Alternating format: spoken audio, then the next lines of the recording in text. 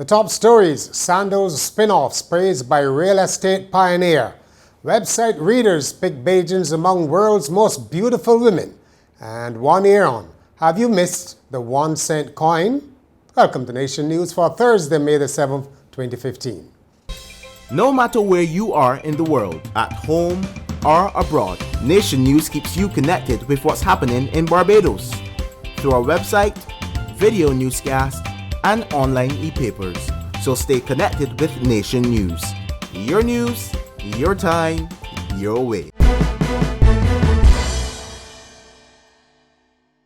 Real estate developer Paul Altman says the Sandals brand has brought greater name recognition to Barbados. He said that despite the controversy surrounding the tax concessions given to the resorts group, there have been commercial spin-offs, including increased tourist traffic and employment.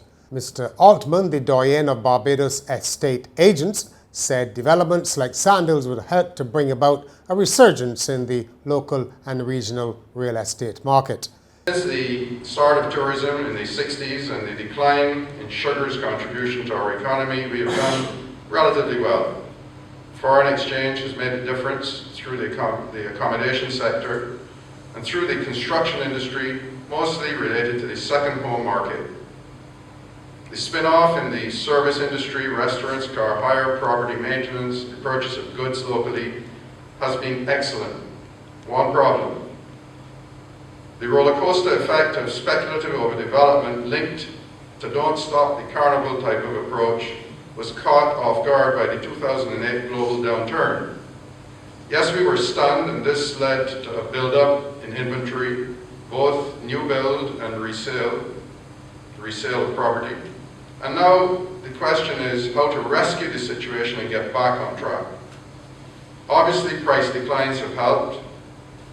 It is suggested that the average price in this second home market has declined by about 30%.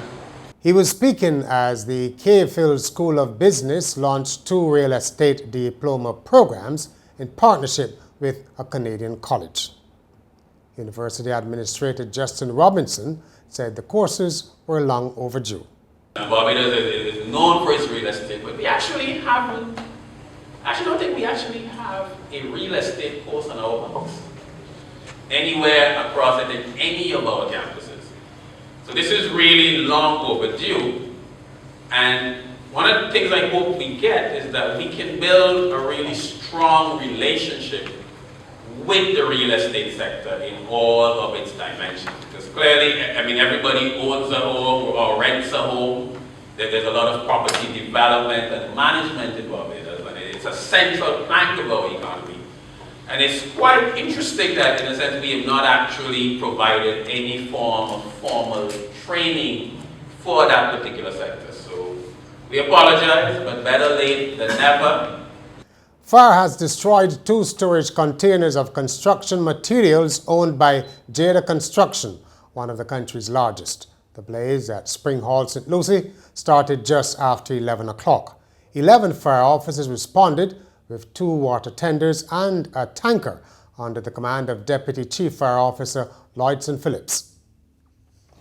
The police force has launched the 2nd phase of its homework and reading assistance program for children in the New Orleans and Chapman Lane areas.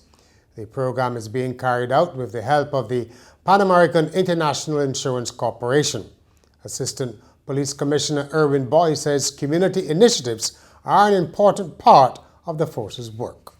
The force's mandate, protect, serve, reassure, does not always come with an arrest or a response to criminal activity in progress.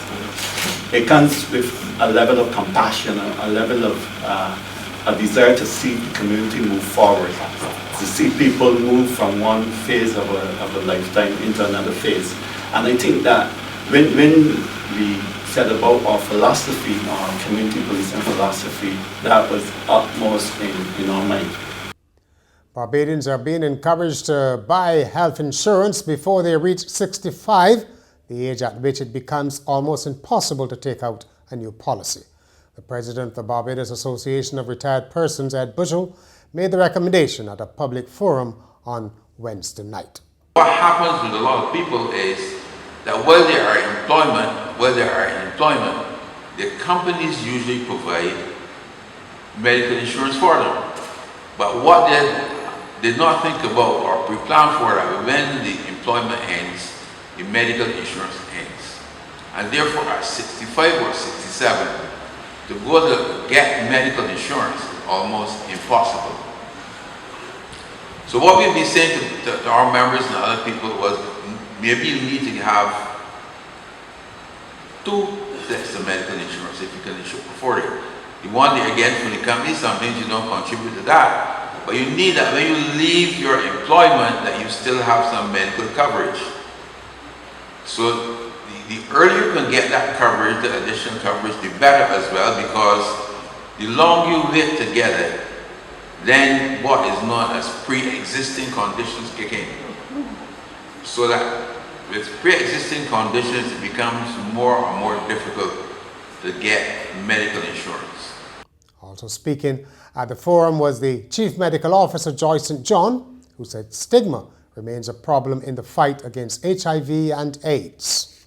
There have been improvements. The introduction of a program for universal access to antiretroviral therapy in 2002 has now resulted in a precipitous fall in AIDS mortality to fewer than 2%.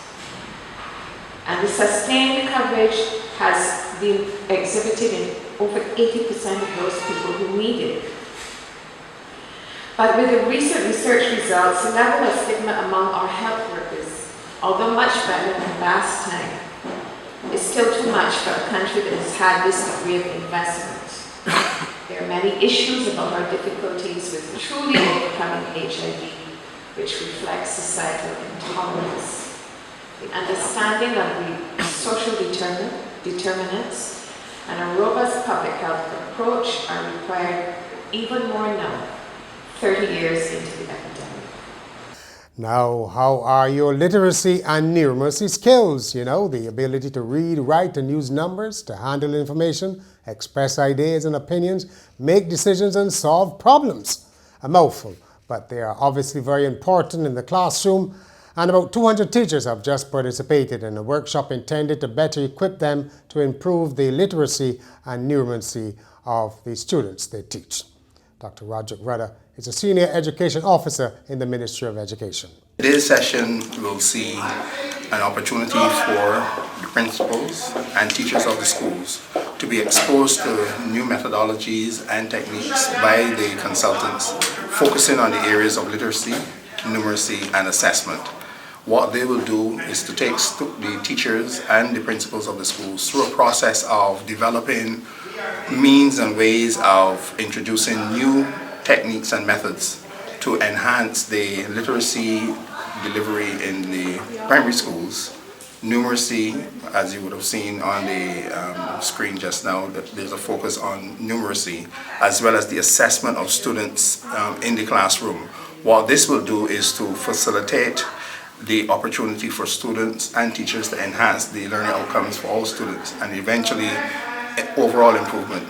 And therefore today's session is the beginning of the process of developing the school teacher effectiveness plans for those schools. The University of New Brunswick in Canada facilitated the workshop.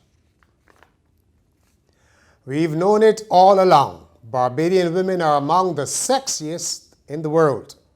That's not only my view, but the view we are told of users of misstravel.com, which describes itself as the only dating site for travelers.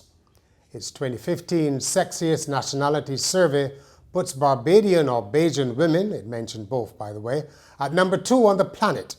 Thanks, we are led to believe, to Rihanna. Who else?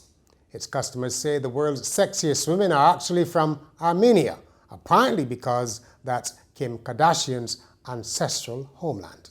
Sadly, Bajan men didn't make the top 10 list. You know that all around, right? In sport, West Indies cricketer Sunil Narine has resumed playing in the Indian Premier League after he was cleared to once again bowl off breaks. However, he went wicketless in the 4 overs he bowled for the Kolkata Knight Riders. Narayan's action was called into question last month as he underwent a series of biomechanical tests. Though his remodeled action has been deemed legal, Narayan has been warned that he will be banned from bowling for the rest of the season if he is reported again. And finally, a year ago, May 7th, 2014,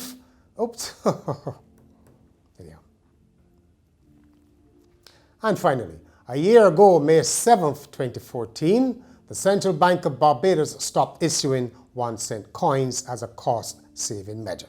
Since then, not a word about it from Bajans. The cent has become, it seems, an unlamented piece of our history. Have you missed it, or were you glad to see the back of it? We'd love to hear your views on the demise of the cent. That's my, 1 cent word for Thursday's edition of Nation News. For more news, log on to nationnews.com, as well as YouTube, Facebook, and Twitter. And remember to get your Weekend Nation on Friday or subscribe to our e-paper.